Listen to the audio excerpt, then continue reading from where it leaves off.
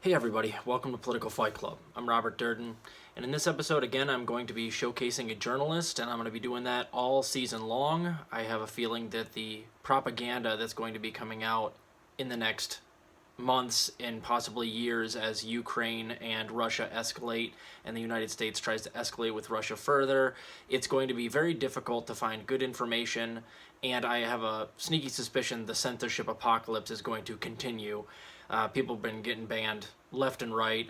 I was banned. Vanessa Beeley was banned. Abby Martin now had a lot of her stuff taken down as well. RT is gone entirely.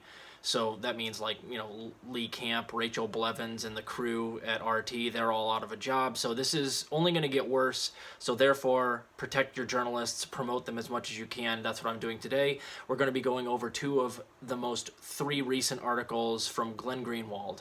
And if you guys notice a pattern here, guys, I am going to showcase and have in the past showcased anti-imperialist journalists who are very good at destroying propaganda. That's kind of my thing too, but these people are heavy hitters when it comes to dismantling propaganda, and that's part of the reason why I'm going to promote them, because they are a useful weapon against propaganda that's going to be coming out in the coming months or years in the United States. So all the more reason to promote them, and I want you guys to try to share them everywhere if you agree with me. That's what I'm going to continue to do. So Glenn has done a couple of really good articles recently talking about, again, how the mainstream media in the United States first was really beating the war drums, trying to get us to escalate with Russia. And he kind of breaks down exactly how they do this. They play on your emotions. They try to get you angry. They whip everybody up into a fervor by getting you afraid and getting you angry at the other. So sometimes, in this case, it's Russia. Before this, it was the unvaxxed, anti-vaxxers. They make everybody afraid of them. To get us into Iraq, it was WMDs and Saddam, and to get us into Afghanistan, it's terrorism, and we have to set a war on terror. They give you a boogeyman, they whip you up into a fervor by making you afraid of that boogeyman, and then they can manufacture consent for anything. That's how propaganda works. So that's what Glenn is talking about in this first article here. And then the second article is his most recent one. It came out on March 9th, and it's about Victoria Nuland, who works for the State Department, admitting in a committee hearing to Marco Rubio that, in fact, there are some, biological research facilities in the Ukraine that are of concern to Russia, and if they're of concern to Russia, then I don't know exactly what's going on there, and I don't think there's been any evidence as to what's actually going on there, but that means it is of a concern to us as well. So let's read the first article here. This came out February 27th. It's called War Propaganda About Ukraine Becoming More Militaristic, Authoritarian, and Reckless. We're going to read just the first couple of paragraphs here, and then I highly recommend you read these for yourself, and I will also post Glenn's video covering these two articles as well. So, in the weeks leading up to the Russian invasion of Ukraine, those warning of the possible dangers of U.S. involvement were assured that such concerns were baseless. The prevailing line insisted that nobody in Washington is even considering, let alone advocating, that the U.S. become militarily involved in a conflict with Russia. That the concern was based not on the belief that the U.S. would actively seek such a war, but rather the oft unintended consequences of being swamped with war propaganda and the high levels of tribalism, jingoism, and emotionalism that accompany it, was ignored. It did not matter how many wars one could point to in history that began unintentionally, with unchecked, dangerous tensions spiraling out of control. Anyone warning of this obviously dangerous possibility was met with the straw man cliche, "You are arguing against a position that literally no one in D.C. is defending." Less than a week into this war, that can no longer be said. So this is on February 27th, this article came out. One of the media's most beloved members of Congress, Rep. Adam Kinzinger, he's from Illinois, by the way, where I'm from, on Friday explicitly and emphatically urged that the U.S. military be deployed to Ukraine to establish a no-fly zone, i.e. American soldiers would order Russia not to enter Ukrainian airspace and would directly attack any Russian jets or other military units which disobeyed. Now, that means World War III, just for anybody who doesn't understand. A no-fly zone being declared by the United States over Ukraine is World War III. So it's not it's not making us safer at all. It's not a defensive move as it seems. It's an offensive move that would basically create a hot war or a nuclear war between the United States and Russia. Do you want that? I don't want that. Anyway, we'll go on here. That would, by definition, by design, immediately ensure that the two countries with by far the planet's largest nuclear stockpiles would be fighting one another all over the Ukraine. Kissinger's fantasy that Russia would instantly obey U.S. orders due to rational calculations is directly at odds with all the prevailing narratives about Putin having now become an irrational madman who has taken leave of his senses, not just metaphorically, but medically, and is prepared to risk everything for conquest and legacy. And that's perfect. Again, this is why Glenn's so good. He's pointing out that those two things are conflicting. Like, Kissinger, what he's claiming is that he's calling Putin's bluff, and Putin's not crazy enough to shoot down something if we put the no-fly zone in place. And then, out the other side of their mouths, another, elitist, neoliberal, Hillary Clinton is talking about how Putin's lost his fucking mind, and he's, a complete psychopath who's lost control of reality. And so which one is it? Which one is it? You notice that these people talk out of both sides of their mouths. This is very important to catch these things, guys. And at the end of this video, we're going to talk about another talking point that's been going on, that anybody who's used this talking point is straight up a propagandist tool. So let's keep going here. This was not the first time such a deranged proposal has been raised. Days before Kissinger unveiled his plan, a reporter asked Pentagon spokesperson John Kirby why Biden has thus far refused this confrontational posture. The Brookings Institute's Ben Witz on Sunday demanded, quote, regime change, Russia. The president of the Council on Foreign Relations, Richard Haass, celebrated that, quote, now the conversation has shifted to include the possibility of desired regime change in Russia. Having the U.S. risk global nuclear annihilation over Ukraine is an indescribably insane view, as one realizes upon a few seconds of sober reflection. We had a reminder of that Sunday morning when, quote, Putin ordered his nuclear forces on high alert, reminding the world that he has the power to use weapons of mass destruction after complaining about West's response to his invasion of Ukraine. But it is completely unsurprising that it has already been suggested. There is a reason I devoted the first 15 minutes of my live video broadcast on Thursday about Ukraine, not to the history that led us here and the substance of the conflict, I discussed those in the second half, but instead to the climate that arises whenever a new war erupts, instantly creating propaganda-driven, dissent-freak consensus. There is no propaganda as potent or powerful as war propaganda. It seems that one must have lived through it at least once, as an engaged adult, to understand how it functions, how it manipulates and distorts, and how one can resist being consumed by it. This is exactly why Glenn is so good at what he does. So this is the important part here, guys, and helps you understand how they design the propaganda. Once you understand it, I'll weaponize your brain so you can resist it. And if you're a creator like me, go out and break it down on your shows and show why these people are full of shit. As I examined in the first part of the video discussion, war propaganda stimulates the most powerful aspects of our psyche, our subconscious, our instinctive drives. It causes us by design to abandon reason. It provokes a surge in tribalism, jingoism, and moral righteousness and emotionalism, all powerful drives embedded through millennia of evolution. The more unity that emerges in support of an overarching moral narrative, the more difficult it becomes for anyone to critically evaluate it.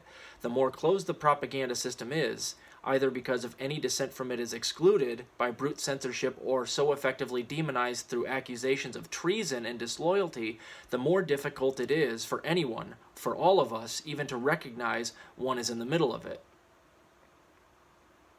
When critical faculties are deliberately turned off based on a belief that absolute moral certainty has been attained, the parts of our brain armed with the capacity of reason are disabled. That is why the leading anti-Russia hawks, such as former Obama ambassador Michael McFaul and others, are demanding that, quote, Putin's propagandists, meaning anyone who diverges from his views of the conflict, even be permitted a platform, and why many are angry that Facebook has not gone far enough by banning many of Russian media outlets from advertising or being monetized. Senator Mark Warner from Virginia, again, another Democratic senator who's not really a Democrat. He's just like Joe Manchin, let's just put it that way.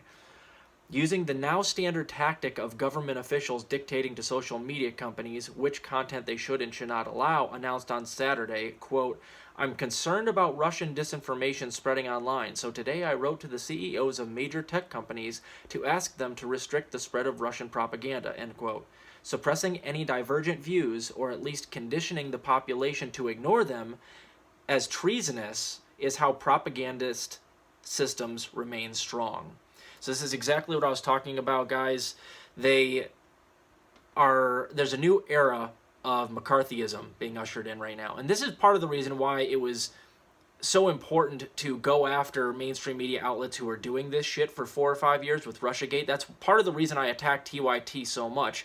I think people can see it pretty easily now. They're propagandists. And of course, they're beating the war drums for this war as well. That's why you have to go out there and pick apart their bad narratives every time they do it, so that we can fight their propaganda with our propaganda, which is, our propaganda is, we make sure that propagandists who keep beating the war drums and calling everybody that disagrees with them a Putin puppet, making sure that they aren't listened to.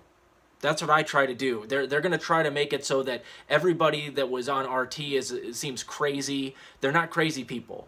They just don't want to have them be listened to because they are diverging from the established narrative.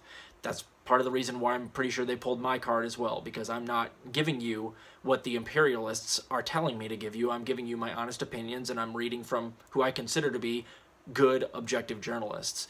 Also, side note, AOC also did this stuff, like what Mark Warner just did.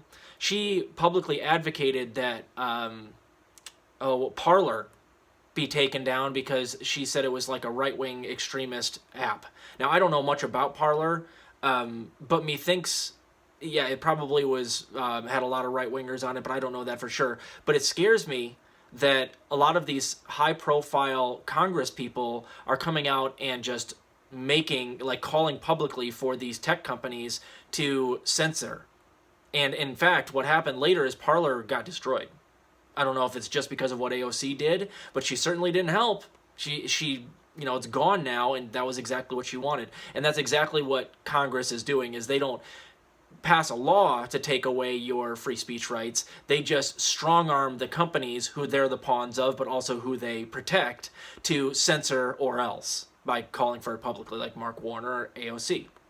So, side note done. That's very annoying that they do that, but it's not at all surprising. They need to maintain control of the narrative, and their mainstream media outlets aren't doing so well in terms of viewership nowadays. So, censorship's going to get way more out of control.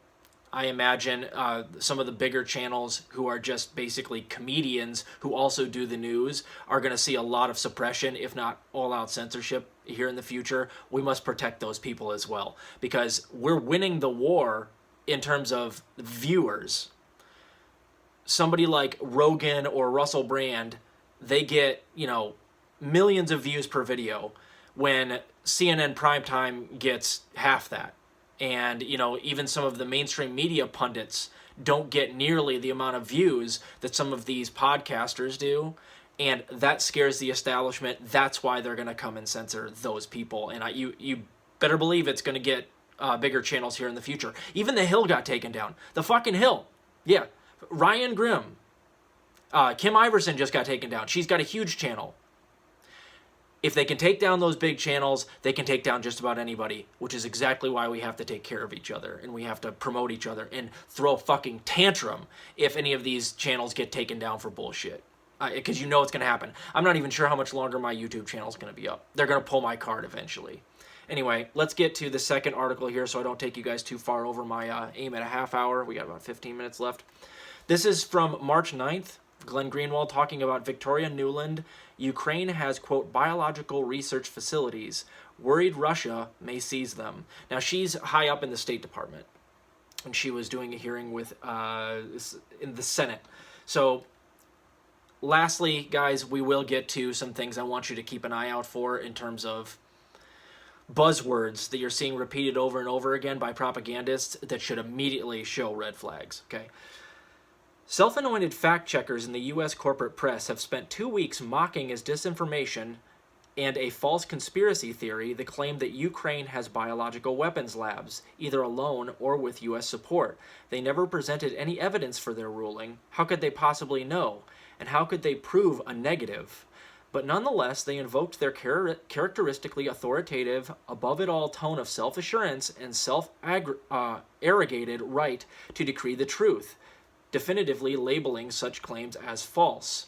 Claims that Ukraine currently maintains dangerous biological weapons labs came from Russia as well as China. The Chinese Foreign Ministry this month claimed, quote, the U.S. has 336 labs in 30 countries under its control, including 26 in Ukraine alone, end quote. The Russian Foreign Ministry asserted that, quote, Russia obtained documents proving that Ukrainian biological laboratories located near Russian borders worked on development of components of biological weapons, end quote. Such assertions deserve the same level of skepticism as U.S. denials. Namely, none of it should be believed to be true or false absent evidence. Yet U.S. fact-checkers dutifully and reflexively sided with the U.S. government to declare such claims disinformation and to mock them as QAnon conspiracy theories. Now again, this is the sign of somebody who is not a propagandist, because Glenn says right there, here's what the Russians and the Chinese governments are saying about these labs, so let's take that with a grain of salt. I'm not saying that they are or aren't. We have to, but again, we shouldn't reflexively side with any government that is coming out with the official narrative. The idea should always be to, what is this? The idea should always be to be skeptical. You know, until we have evidence that something is actually going on there, we can't assert it. But what we do know is that they do exist, and that's what he gets to next, and we have evidence here. Testimony. Unfortunately for this propaganda racket masquerading as neutral and high-minded fact-checking, the neocon official long in charge of U.S. policy in Ukraine testified on Monday before the Senate Foreign Relations Committee and strongly suggested that such claims are, at least in part, true.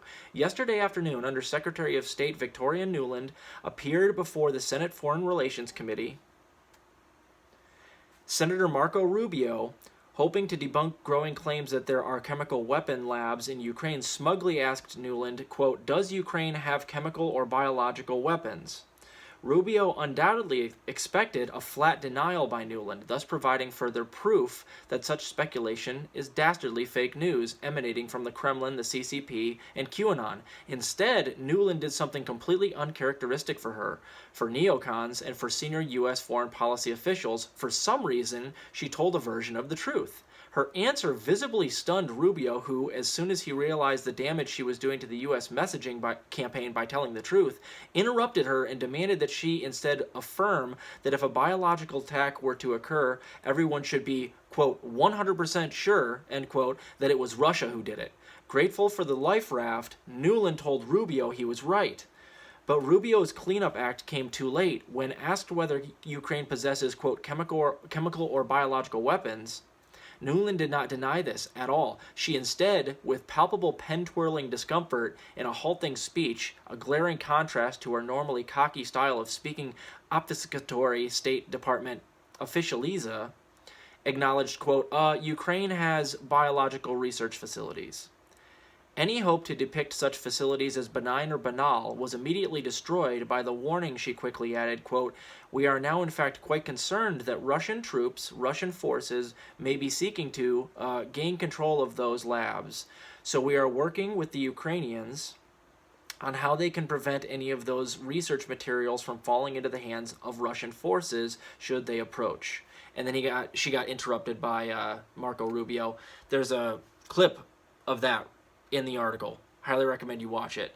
So she actually admitted it. Now, who knows if she's actually telling the truth? I think that she probably is, and she just kind of let slip on accident. Like, she doesn't want to get caught lying. Maybe she's not a terribly good liar. I don't know. But I think that, she's admitting what she thinks to be the truth here. So I don't know what is in those labs, but again, this is more context being built around this war, and now you can again understand if there's a whole bunch of biological research facilities or weapons labs on the Russian border, then we have to know about what's in those, and it would be nice to know if whether or not the United States has anything to do with it.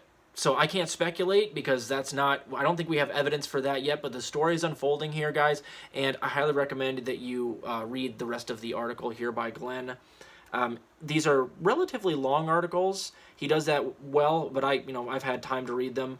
And if you actually subscribe to his Substack, I believe you get you can have them like read to you, like the audio is on there for each article, which is useful if you're like doing stuff around the house. So highly recommend you sub to Glenn Greenwald's Twitter, Substack, read his stuff. He at least will give you, an anti-imperialist, objective view on things, even if, you don't agree with him on everything.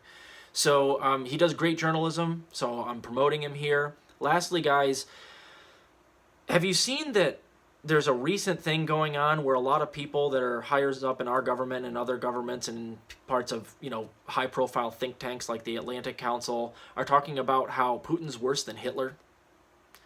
That should be a red flag. There are people that are denying that Hitler used gas, like chemical weapons, on people. Like, have you heard of Zyklon B? Like, what are you talking about? What are you talking about? If you hear somebody say that, they're a propagandist or a useful idiot. Again, the Mad Owl blog on Twitter even was basically whitewashing Hitler by saying that he didn't kill ethnic Germans, but Putin's killing ethnic Russians. Do you know what Hitler did? No, yep.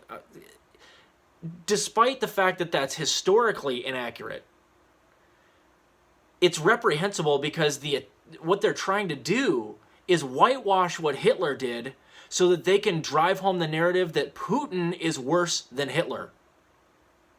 So morally, this is reprehensible. And again, it's all working backwards from the conclusion that Putin must be demonized so much so we can manufacture consent for war with Russia. That's what they're attempting to do, and you must be able to see through it. Now, Putin is a very bad guy, a very, very bad guy, and I am 100% against his occupation or invasion of Ukraine right now.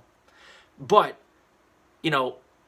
I'm not going to go so far as to say hyperbolically and beat the war drums that somehow Hitler is nothing compared to Putin. Are you out of your fucking minds? Like, these people are obvious propagandists. Anybody who's trying to whitewash what Hitler did to try to demonize Putin and make him seem worse by comparison does not know what Hitler did.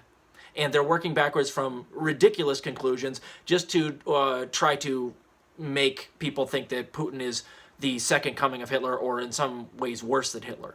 You are ridiculous people. Anders Asland was the senior fellow from the Atlantic Council that was talking about this shit. You're out of your mind. You're out of your mind. And worse, you're out of your mind in a way that you're trying to whitewash one of the worst people in the history of mankind so that you can manufacture more war. Don't believe these people. And if you're doing content like me, we have to keep our eye out for people doing this war drum beating propaganda and dismantle it at every turn. So sub to Glenn. I will do at least one more episode over the next 2 or 3 days for another journalist. And then I've got I'm going to be fact-checking a fact-checker on a study that recently came out on Rockfin. I can't even tell you what the study's about on YouTube. They'll pull my channel. And then we're going to do a fun episode on Rumble probably 2 days from now. And also, I'm going to be on Comrade Misty's show tomorrow at 4 p.m. Eastern. You're going to want to check that out. We're going to have a lot of fun. I don't know what we're going to talk about, but I'm sure it'll be a lot of fun. Keep fighting that good fight out there, guys. I'll talk to you later.